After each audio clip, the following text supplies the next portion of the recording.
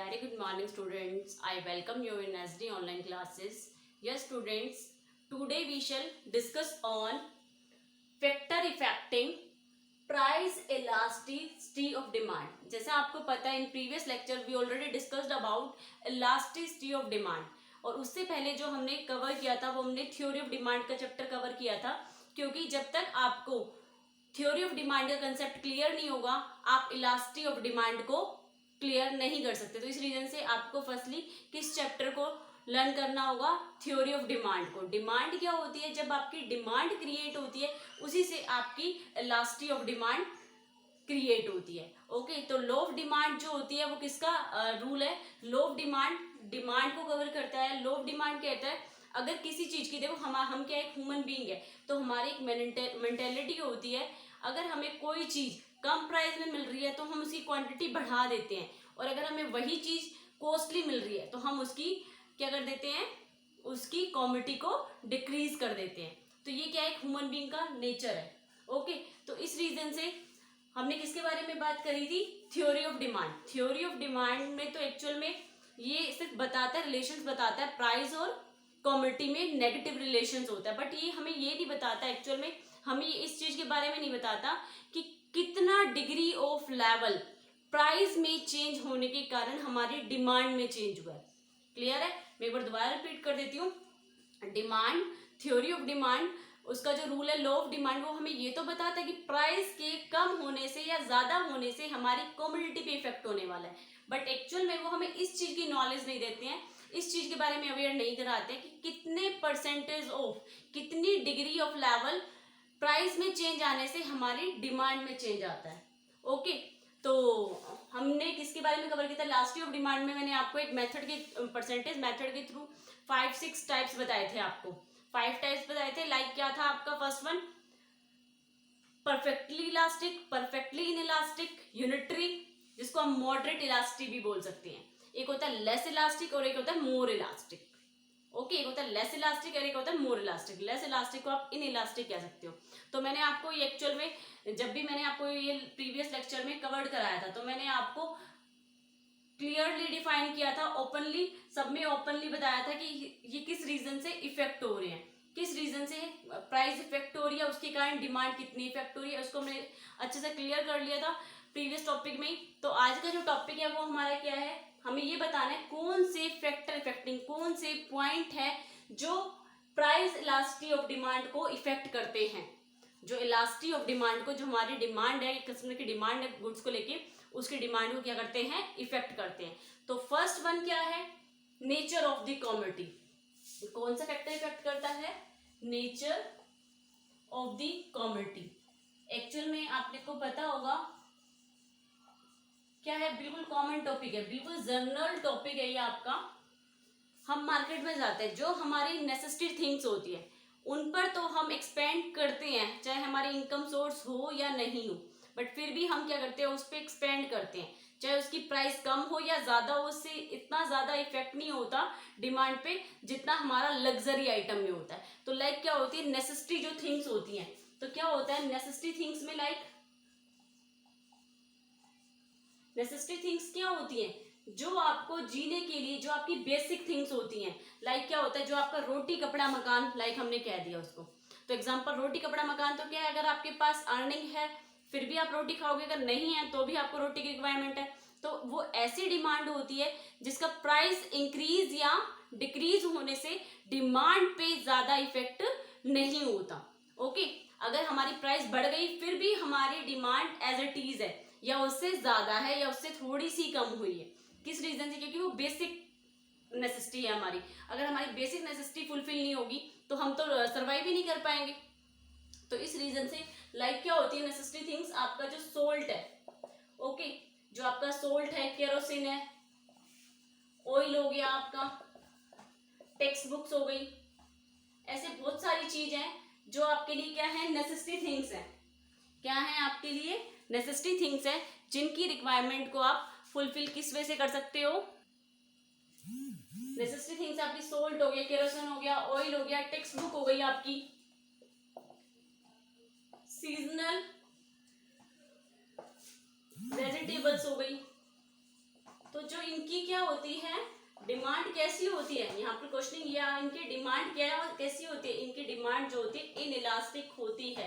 Price में change आने पे भी इसमें ज्यादा इफेक्ट नहीं होता। इनइलास्टिक मैंने बताया था ना आपको, इनइलास्टिक का डायग्राम क्या था, इनइलास्टिक का डायग्राम ये था, जो आपकी प्रायरली पहले जो फर्स्टली आपकी क्वांटिटी है इतनी है, प्राइस ये है, आपकी प्राइस बढ़ गई, आपकी प्राइस कितनी होगी, प्राइस इतनी बढ़ी, लेकिन आपकी डिमांड में कितना चेंज आया, प्राइस आपकी बढ़ गई।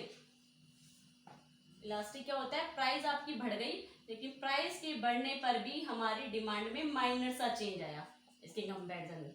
तो क्या है, अगर प्राइस बढ़ेगी तो भी बेसिक थिंग्स है, तो उसकी रिक्वायरमेंट तो है आपको। लाइक अब क्या है, जो आपकी वायरस आया है कोरोना वायरस, तो इस रीजन से क्या हुआ, चाहे लोगों के पास अर्निंग है या नहीं है, फिर भी उनको क्या चाहिए, बेसिक थिंग्स तो चाहिए, तो उसकी डिमांड तो एज इट इज है मार्केट में। ओके तो इस रीजन से हम कह सकते हैं क्या होती है, इनइलास्टिक, ऐसी थिंग जिनकी, ऐसी कमोडिटी जिनकी डिमांड पे कोई इफेक्ट नहीं होता, जिनकी डिमांड क्या होती है इनइलास्टिक, जिसपे प्राइस ज्यादा इफेक्ट नहीं करती है। इनइलास्टिक क्या होती है, जिसको आप चेंज नहीं कर सकते, और इलास्टिक क्या होती है, जिसको आप कंट्रोल कर सकते हो। ऐसी डिमांड जो प्राइस हाई होने से आपकी क्वांटिटी डिमांड पे कंट्रोल हो सकता है। इलास्टिक, इलास्टिक हम जैसे कहते हैं ना, इलास्टिक, इलास्टिक कहते हैं टाइट करना, तो इस रीजन से इसको भी कहते हैं स्ट्रिक्ट करना। इनइलास्टिक लूज छोड़ देना। ओके तो इसी के अंदर एक एग्जांपल है, और किस तरह की हमारी कमोडिटी है, लाइक आपकी लग्जरी आइटम है, क्या है आपके लग्जरीज आइटम है,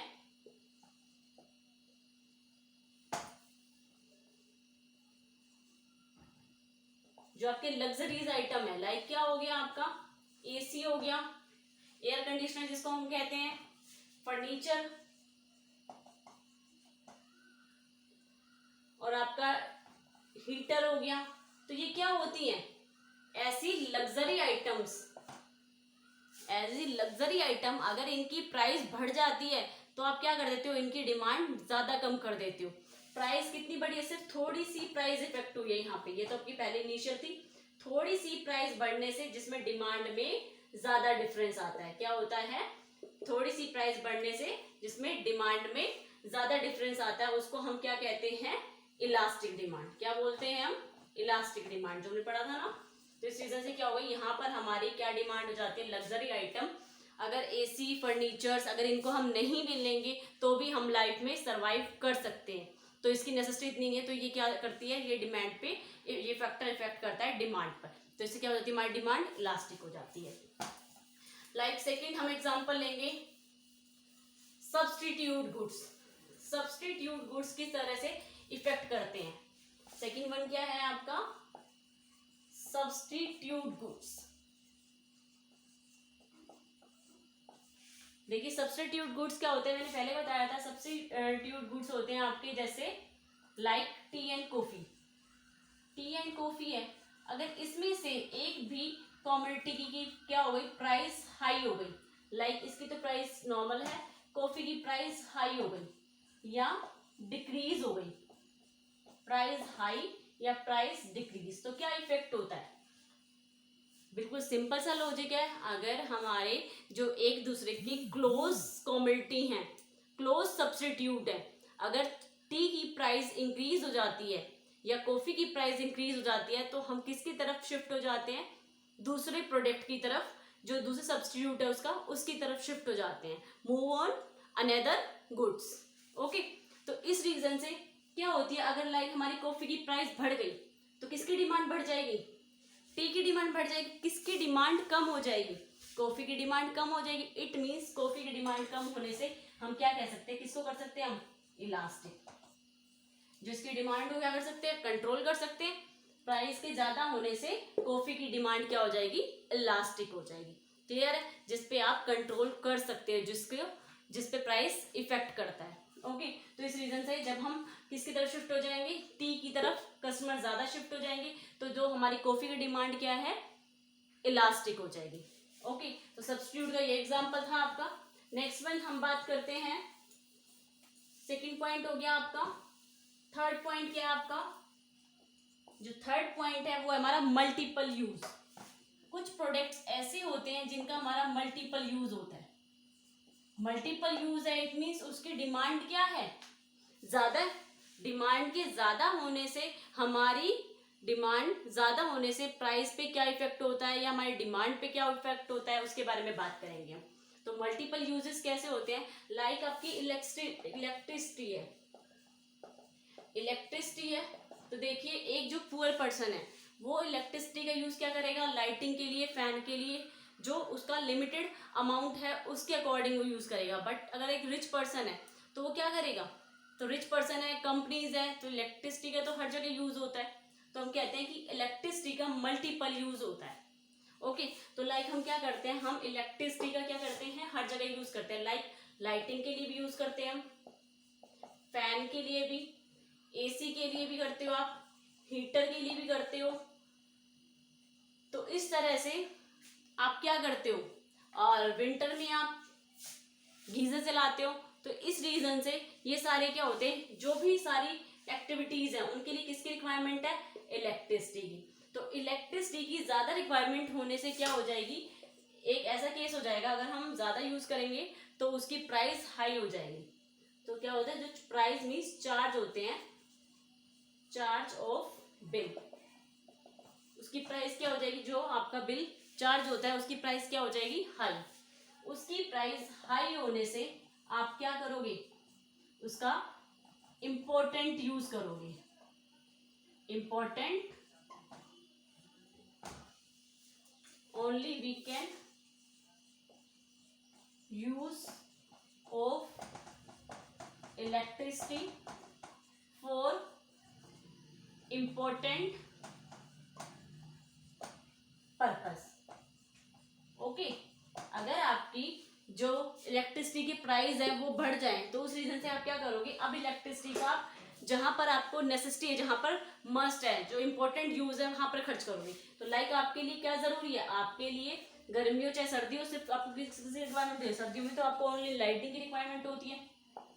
तो इसमें आप क्या कर सकते हो, सिर्फ लाइटिंग और फैन में आप यूज करोगे, और सारी चीज जो एसी है, हीटर है और आपकी अदर थिंग्स हो गई, उनमें आप उन चीज़ों को अवॉइड कर दोगे। तो इस तरह से हम क्या करते हैं, हम अपनी डिमांड को इलास्टिसिटी कर सकते हैं। इलास्टिसिटी में किस तरह से कन्वर्ट कर सकते हो, तो इस रीजन से अब क्या हो जाएगी, इसकी डिमांड क्या हो जाएगी, आपकी इलास्टिक हो जाएगी। इसकी भी डिमांड क्या हो जाएगी, आपकी इलास्टिक हो जाएगी। क्लियर है, जहां पर किसी प्रोडक्ट के मल्टीपल यूज होते हैं और अगर हमने उसकी प्राइस बढ़ा दी, यानी केस प्राइस बढ़ने से हमारी डिमांड डाउन हो जाएगी। ओके, तो हम इसका कहाँ यूज करेंगे, इस मल्टीपल यूज का हम इम्पोर्टेंट जगह पर यूज करेंगे। लाइक जो हमारे लिए सबसे ज्यादा हमें एसेंशियल लगती है, हमारे लिए सबसे ज्यादा बेनिफिशियल लगती है, सिर्फ उसका हम वहां पर यूज करेंगे। ओके, नेक्स्ट फोर्थ पॉइंट क्या आता है आपका, ये फैक्टर इफेक्टिंग है, जो हमारे डिमांड को बताते हैं कि हमारी डिमांड इलास्टिक किस केस में होती है और इन इलास्टिक किस केस में होती है। तो फोर्थ वन जो पॉइंट है आपका वो है postponement of use. Postponement of use,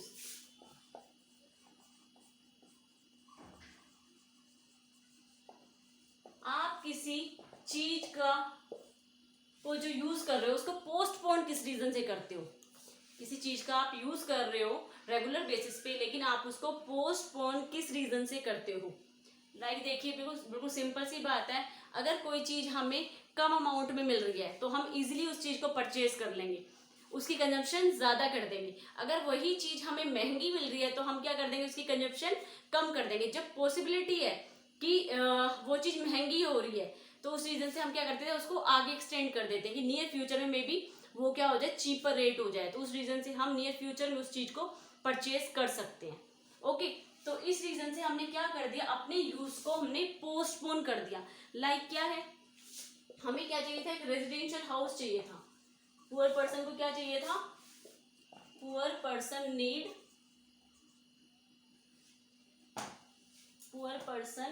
need a residential house, but still now he know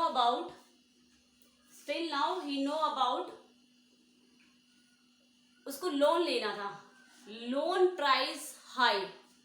अगर आपको लोन लेना है तो क्या करना पड़ेगा, आपको लो पे जो इंटरेस्ट पे करते हो उसका रेट हाई होने वाला है, हाई हो जाएगा। तो इस रीजन से क्या कर देते हो, आप सोचते हो जब इंटरेस्ट की रेट कम हो जाएगी तब हम क्या करेंगे, अपनी कंजप्शन को इंक्रीज करेंगे। तो हमने यहाँ पर क्या कर दिया, पोस्टपोन का मतलब पोस्टपोन मतलब रिड्यूस करना अपनी कंजप्शन को, reduce of consumption power. Okay, हम अपनी कंजप्शन पावर को क्या कर दिया, हमने रिड्यूस कर दिया। किस रीजन से, because increase on interest on loan. देखो कई चीजें ऐसी होती है जिनको आप क्या कर सकते हो, इलास्टिक में कन्वर्ट कर सकते हो। जो हमारे लिए नेसेसिटी नहीं है उन चीज को आप कंट्रोल कर सकते हो। अगर इंटरेस्ट रेट हाई हो गया तो आपने इस रीजन से क्या कर दिया, इंटरेस्ट रेट हाई होने से आपने जो आपकी रेजिडेंशियल हाउस की डिमांड थी उसको आपने कम कर दिया। क्लियर है? तो reduce increase on interest on loan. Okay, because increase on interest on loan की वजह से आपने क्या कर दिया, reduce the demand of house. जो हाउस को लेके आपकी डिमांड थी उसको आपने लो कर दिया। तो इस रीजन से जो आपका curve elastic of demand curve वो क्या हो जाएगा, इलास्टिक, मे बी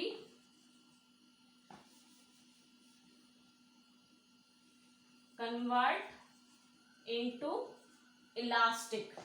ओके, तो आपकी डिमांड क्या हो जाएगी, किस में कन्वर्ट हो जाएगी, इलास्टिक में कन्वर्ट हो जाएगी। दोबारा से एक बार रिपीट कर रही हूँ, पोस्टपोनमेंट क्या होता है, जब किसी चीज की प्राइस बढ़ जाती है तो हम उसकी डिमांड को पोस्टपोन कर देते हैं, उसके कंजप्शन को पोस्टपोन कर देते हैं।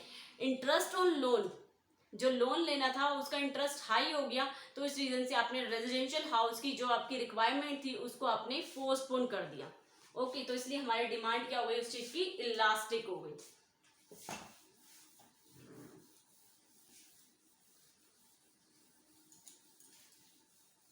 फिफ्थ वन पॉइंट क्या है आपका, ऐसे ही आपके 7 to 8 पॉइंट्स हैं जो आपके फैक्टर इफेक्ट करते हैं। नेक्स्ट वन है इनकम लेवल,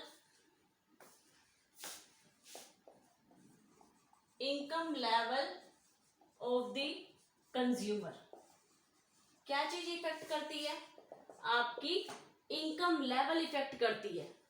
क्या इफेक्ट करती है, आपकी elastic of demand for a good also depend on the income level of its buyer. Okay, तो income level of the consumer depend करती है किस पे, इलास्टिक ऑफ डिमांड पे। किस पे इफेक्ट करती है कि हमारे गुड्स की इलास्टिक कैसी है, वो किस पे इफेक्ट करती है, हमारी इफेक्ट करती है हमारी इनकम लेवल पे। इनकम लेवल लाइक क्या होती है, एक होती है रिच पर्सन इनकम, एक होती है हमारी पुअर पर्सन इनकम। देखिए जो रिच पर्सन होते हैं, income level of the consumer, जो रिच पर्सन होते हैं उनके पास क्या होता है, लार्ज अमाउंट होता है, हाई अमाउंट होता है स्पेंड करने के लिए। तो उनके लिए कोई फर्क नहीं पड़ता, अगर हमने कोई चीज 10 से 12 रुपए प्राइस कर दी तो उनके लिए डजेंट मैटर, उनको कोई फर्क नहीं पड़ता कि हमने गुड्स की प्राइस क्या चार्ज कर रहे हैं उनसे। तो उस केस में हमारे इलास्टिक ऑफ डिमांड पे क्या इफेक्ट होगा, हमारी इलास्टिक ऑफ डिमांड लो होगी। क्या होगी, हमारी elastic of demand low, means जो चेंजेस होंगे भी तो माइनर से चेंजेस होंगे, ज्यादा चेंजेस नहीं होंगे। प्राइस के बढ़ने पर भी हमारी डिमांड एज इट इज है या बस माइनर से ही चेंज हुई है।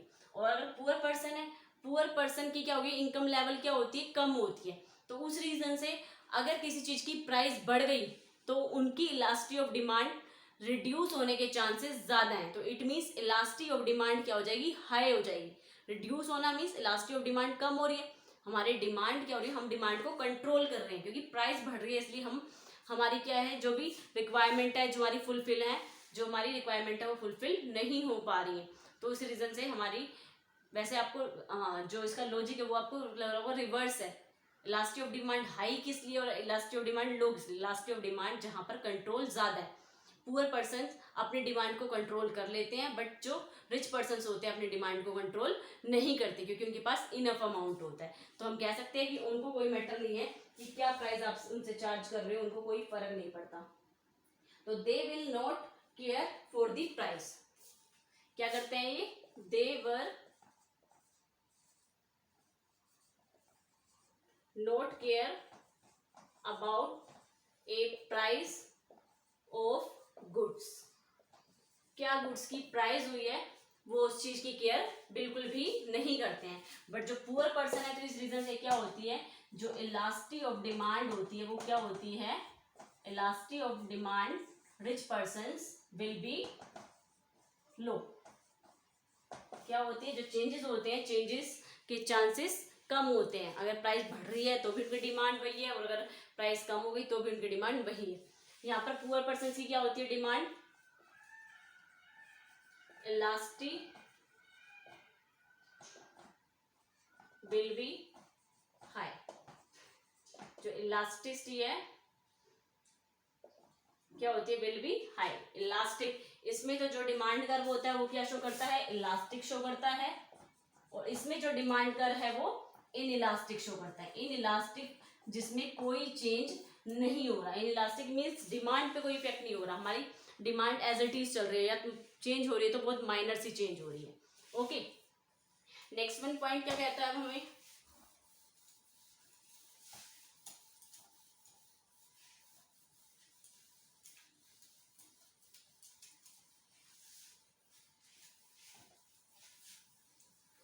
नेक्स्ट वन पॉइंट हमें क्लियर कराता है habit of consumer. Habit of consumer कौन सा फैक्टर इफेक्ट करता है, हैबिट ऑफ कंज्यूमर। देखिए बिल्कुल सिंपल सा लॉजिक है। अगर किसी पर्सन की हैबिट है, हैबिचुअल हो गया वो किसी प्रोडक्ट का, तो उसकी चाहे कितनी भी प्राइस हाई हो जाए, बट हमारी elasticity of demand in elastic he create होगी, वो चेंज नहीं होगी। प्राइस हाई हो रही है तो भी उसकी डिमांड है, प्राइस लो हो रही है तो भी उसकी डिमांड वही है। तो उस पे डिमांड पे जब कोई ज्यादा इफेक्ट नहीं होता, वो होती है इन इलास्टिक डिमांड। ओके, तो लाइक आप एग्जांपल ले सकते हो, बहुत छोटा सा एग्जांपल है, सिगरेट एंड लिक्वर। देखो जिसको हैबिट है सिगरेट पीने की, तो उसके लिए चाहे कितनी, आपको पता हो पहले 2 या 3 रुपए की सिगरेट आती थी, अब वही 10 to 15 रुपीज में आती है। फिर भी आप 2-3 रुपए की परवाह नहीं करती, 2-3 रुपए में मिलती थी, और वो आपको 10 to 15 रुपीज मिल रही है। फिर भी आप उस चीज को क्या करते हो, नेग्लेक्ट कर देते हो, क्योंकि आपकी वो हैबिचुअल बन चुकी है, आप उसके बिना रह ही नहीं सकते, आप उस चीज के एडिकेट हो चुके हो। ओके, तो इस रीजन से चाहे कितनी भी प्राइस हाई हो जाए, या गवर्नमेंट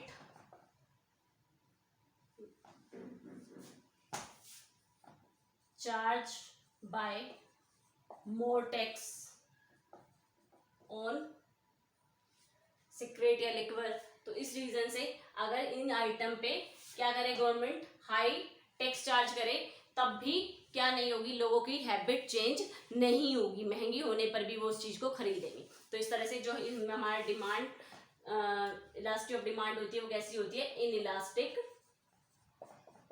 डिमांड होती है हमारी। क्या सी होती है, इन इलास्टिक डिमांड होती है हमारी। नेक्स्ट वन जो पॉइंट है वो है हमारा proportion of income spend on a community.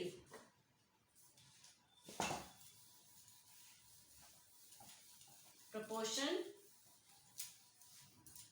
Next one point जो है आपका क्या है, proportion spend on consumer of income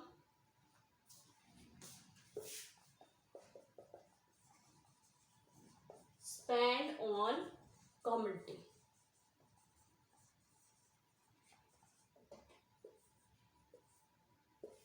Proportion of income spent on commodity। Consumer spend a small proportion of their income। क्या होता है, proportion of income spent on commodity। proportion of income, जो आपकी इनकम का proportion होता है, उसमें कितना proportion आप लग्जरी आइटम के लिए खर्च करते हैं, और कितना प्रोपोर्शन आप स्मॉल थिंग्स के लिए एक्सपेंड करते हैं। तो लाइक प्रोपोर्शन क्या होता है, एक होती है स्मॉल थिंग्स के लिए और एक होता है लग्जरीज आइटम के लिए। ओके, तो लग्जरीज आइटम पे अगर आप स्मॉल थिंग्स पे खर्च कर रहे हो तो उसकी डिमांड क्या होगी, इनइलास्टिक। लेकिन आप लग्जरी आइटम पे कर रहे हो तो उसकी डिमांड क्या होगी, इलास्टिक, क्योंकि ये हमारे लिए क्या है, नेसेसिटी पॉइंट है और ये हमारे लिए नेसेसिटी पॉइंट नहीं है। जब हम अपने इनकम का छोटा सा पार्ट नेसेसिटी थिंग्स के लिए खर्च करते हैं, लाइक क्या हो गया आपका, टूथपेस्ट हो गया आपका, तो वो क्या है आपके लिए मस्ट है। सोल्ट हो गया आपका, ग्रोसरी आइटम हो गए, तो ये क्या है, स्मॉल थिंग्स होती है। अगर आपने इनकी डिमांड नहीं भी करी, किस रीजन से डिमांड नहीं करोगे, अगर आपको अपनी लाइफ को सर्वाइव करना है तो आपको जो आपकी नेसेसरी थिंग्स हैं, रोटी कपड़ा मकान, उनको आपको सेटिस्फाई करना पड़ेगा। तो इस रीजन से आप क्या कर रहे हो, उनको सेटिस्फाई कैसे कर रहे हो, टूथपेस्ट, सोल्ट, ग्रोसरी आइटम, जो छोटी मोटी चीजें उनको खरीदते हो तो उससे उसकी डिमांड क्या होती है, इनइलास्टिक। कोई फर्क नहीं पड़ता प्राइस बढ़ने या कम होने से। जो लग्जरी आइटम होते हैं, अगर इनकी प्राइस क्या हो गई, price will be high, price क्या हो गई, हाई हो गई, तो इसकी डिमांड क्या हो जाएगी आपकी, इलास्टिक। आप इसको क्या कर सकते हो, कंट्रोल कर सकते हो। ओके, तो लास्ट पॉइंट क्या है हमारा,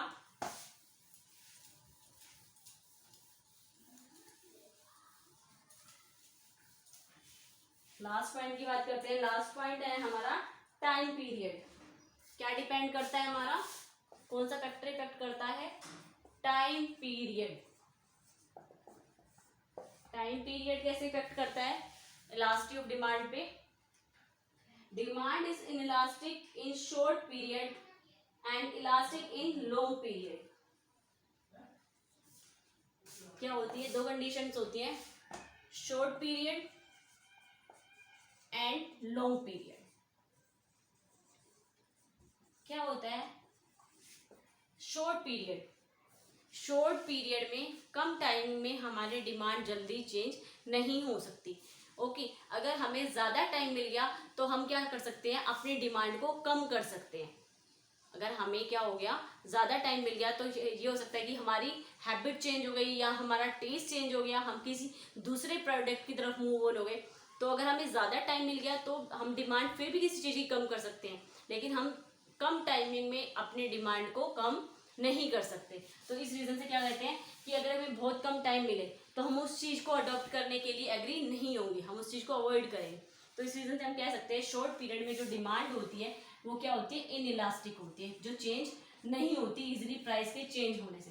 लेकिन लॉन्ग टर्म में आप क्या करते हो, अगर प्राइस चेंज हो गई तो आप अपनी डिमांड को क्या कर सकते हो, चेंज कर सकते हो, अपने टेस्ट को चेंज कर सकते हो, किसी दूसरे प्रोडक्ट की तरफ मूव ऑन हो सकते हो। क्लियर है, तो ये आपके क्या पॉइंट थे, ये आपके फैक्टर इफेक्टिंग थे जो आपकी प्राइस इलास्टिसिटी ऑफ डिमांड को इफेक्ट करते हैं।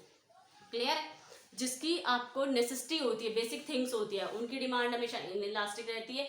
जिसकी प्राइस हाई हो गई लेकिन लग्जरी आइटम्स हैं, लेकिन ऐसी चीजें हैं, तो उस रीजन पे क्या होती है, हमारी डिमांड इलास्टिक क्रिएट हो जाती है।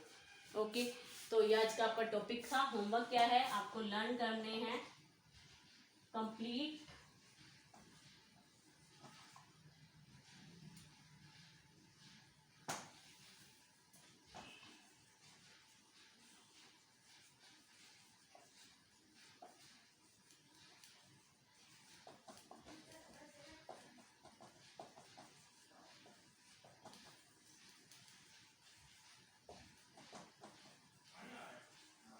With logically. ओके, और ये स्टूडेंट्स आप लोगों के लिए एक इन्फॉर्मेशन हो रहा है, जो हम आपको नोट्स प्रोवाइड करते थे, तो प्लीज़ जो आपकी ये नोट्स की हैबिट है इसको आप थोड़ा सा इग्नोर करो, क्योंकि आप क्या करते हो, नोट्स के चक्कर में आप वीडियोस को फोकस नहीं करते हो। अगर आप वीडियो को समझोगे, सिर्फ आपका काम क्या है, तो देखिए अब आप सीनियर क्लासेस में आ गए हो, तो आप +1 क्लास में हो, आपने 10th तक तो क्या किया था, जो आपने लर्न किया, क्वेश्चन लर्न किया, वही आपने एज इट इज लिख दिया। बट यहाँ पर वो चीज़ नहीं होती, यहाँ पर आपको अंडरस्टैंड करना होता है, टॉपिक को समझो और अपनी लैंग्वेज में लिखो। तो अगर आप कर सकते हो कवर्ड वीडियो में से कुछ टॉपिक को, तो आपके लिए मस्ट है, सही है। अगर आप नहीं कर सकते हो तो आप अपनी तरफ से नोट्स बनाइए। तो बस हमारा काम क्या है, समझाना, आपको वो चीज़ समझ में आनी चाहिए।